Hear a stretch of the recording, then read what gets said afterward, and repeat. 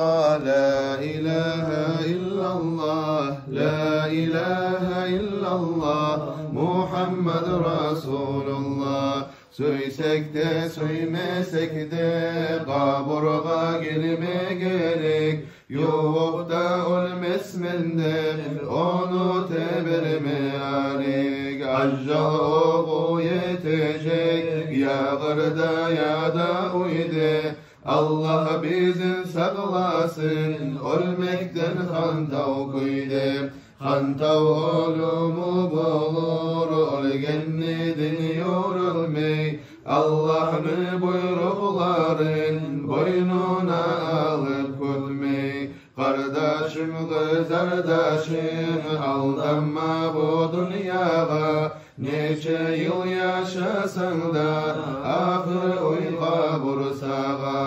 Kaburda sağa yoldaş amalların bulacak, yersinden vadininden peygamberden soracak. Tuz cevap vereceksin, dünyada tuz yürüsün, dinsiz yaşap ölsün ki neçede okunersen, okunersen neçede.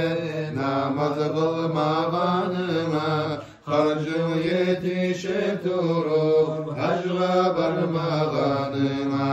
Ramazan ay oraza tutmay aşağınıma, katın kız geçki bulan fasad yaşağınına. Atana katınlamay yüreğin yarğanına, İçkiler içilegim toylağa barğanına.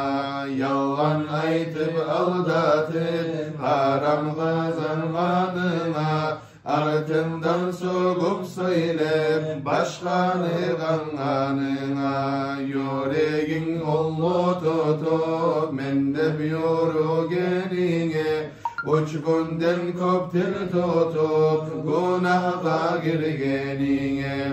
Kardeşim kızardaşım algasa tavba etme, kabur azap kıyındır tavbasız olup gitme. Ne günahlar etsen de hukum sen Allah geçe, Kur'an'da şu var şahat ayetler neçe neçe. Açığımdan rahmusu üzülüyor her zaman, şolay meni yesin bar geçecektir bazaman.